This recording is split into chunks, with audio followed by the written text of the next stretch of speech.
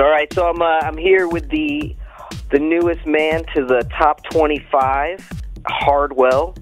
So tell me, man. Hardwell, how does it feel? How does it feel? Top 25.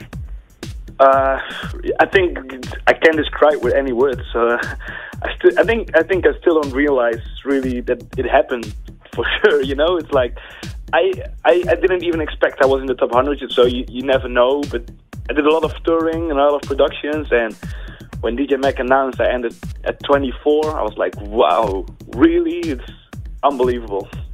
So tell me, how are we going to get you to 23? We got to get you up. We got to keep moving this up. Who made 23? Can we take this guy out, or what do we got to do here? We got to move you up next year. I guess 23 is Steve Angelo, so we're going to get you up. We're going to tell Steve Angelo. Have you played with him, or do you know him? Yeah. I met him a few times.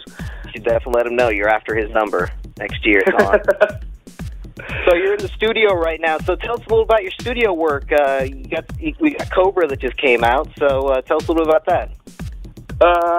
Cobra is my latest release. It's released on Revealed Recordings, which is my label I started like 2 years ago.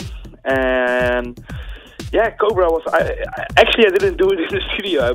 I made the whole track in the plane on the way to a gig. And yeah, the idea came out of nowhere. And I played a melody actually in the studio and took the melody with me and rebuilt the whole track just on my MacBook. And yeah, that's it. And I've just mastered in the studio, and yeah, it's released 2 weeks ago, and it's now in the Beatport overall top 10 for like a week and a half already. So what are you using back-end-wise? What type of software, VSTs, could you let us in on? I'm working on Logic as a DAW, and I think my favorite synth at this moment is the Nexus 2. I bought the Nexus 2 the moment it came out with all the expansions, and yeah, it's unbelievable. Everything sounds so fresh, and the bass line of Cobra, I programmed it in the Silent 1. So I think, yeah, those two synths are really my favorite synths at the moment. Is that what you use to get your epic, real epic synth sounds and your, thick bass sounds? Is a lot of that Nexus 2?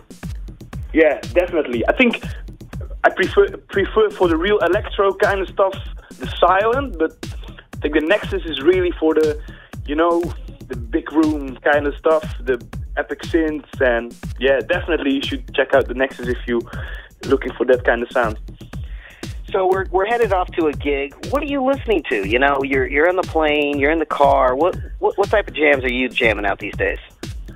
It's totally different. I'm checking a lot of stuff. It's really from Adele to Eminem to whatever, just mixtapes from other DJs, podcasts.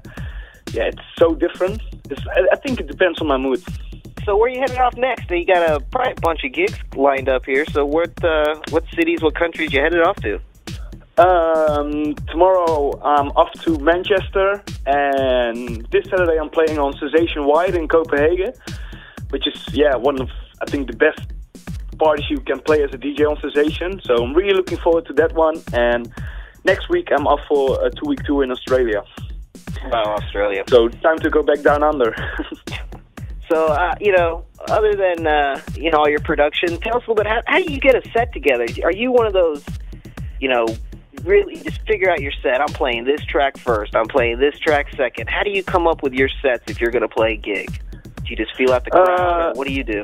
Yeah, it depends on the DJ before me, it depends on the crowd, and actually I don't know what I'm going to play. I always play like my own stuff, so probably if you hear me play, I start up with Encoded or Cobra, just to make the crowd sure I'm here, and yeah, I just go with the flow. And of course I've got a bunch of favorite records. I play like 90% of my sets, but I don't know, I always play different sets.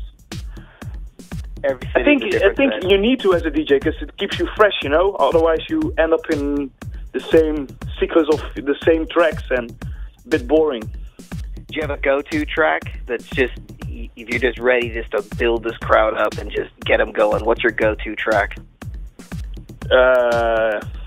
Yeah, definitely Tiesto, Maximal Crazy at this moment. I think that track smashes just everything up. If you can't get the crowd going or whatever, that track will definitely get them going. Well, awesome. So how can we get a hold of you? You on the Twitter? You on Facebook, YouTube? What's the best way, I think, for somebody to reach out to you would be? I think definitely Twitter, because that's what I'm personally updating like 3 times a day, 4 times, maybe 5 times a day.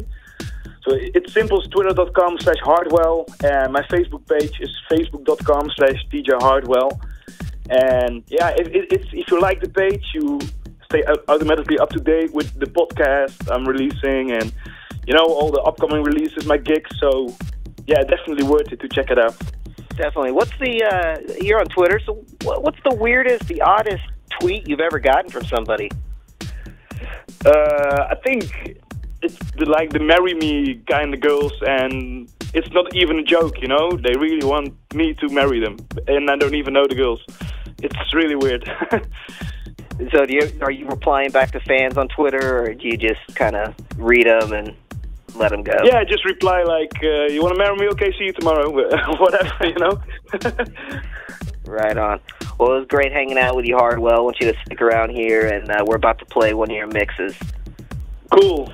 So, man, congratulations again. Top 25 at the